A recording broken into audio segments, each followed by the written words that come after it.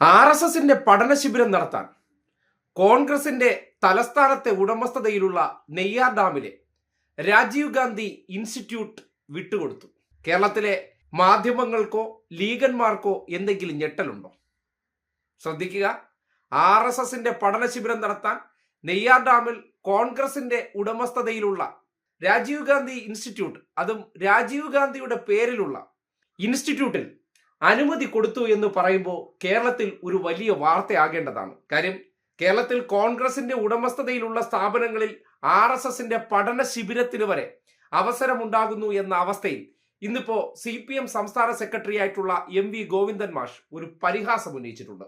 BJPയുടെ പഠന ശിബിരം KPCCയുടെ ഏറ്റവും പ്രധാനപ്പെട്ട സ്ഥാപനത്തിൽ നടത്തുന്ന അവസ്ഥ വരെ എത്തിയിരിക്കുന്നു.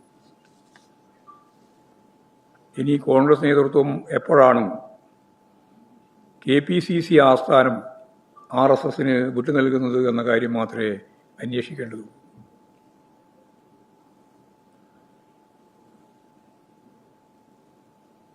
കേന്ദ്രത്തിൻ്റെ ഈ അധികാര പൂങ്കിൽ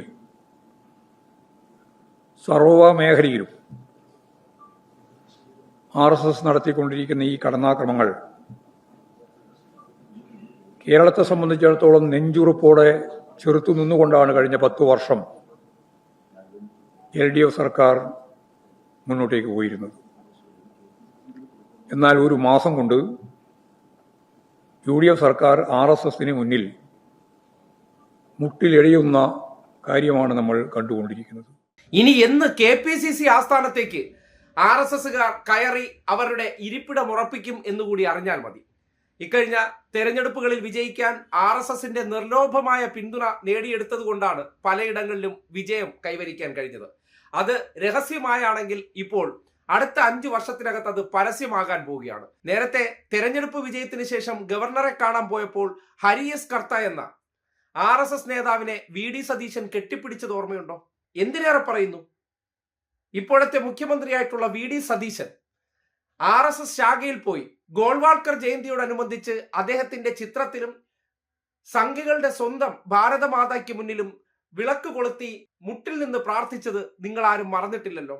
അപ്പോ സ്വാഭാവികമായിട്ടും മേനോൻ സതീശൻ മുഖ്യമന്ത്രിയായി വന്നതിന് ശേഷം കേരളത്തിൽ RSS വൽക്കരണം അത് സർവകലാശാലകളിൽ മാത്രമല്ല KPCCയുടെ പല സ്ഥാപനങ്ങളിലേക്കും വ്യാപിക്കുന്നു എന്നതിന്റെ നേർസാക്ഷ്യമാണ്. RSS പഠന ശിബിരം KPCCയുടെ അല്ലെങ്കിൽ കോൺഗ്രസിന്റെ ഉടമസ്ഥതയിലുള്ള ഒരു സ്ഥാപനത്തിൽ നടത്തിയിട്ട് കേരളത്തിൽ ചർച്ചയല്ല, വിവാദമല്ല. എന്തൊരു വിസ്മയമാണ്!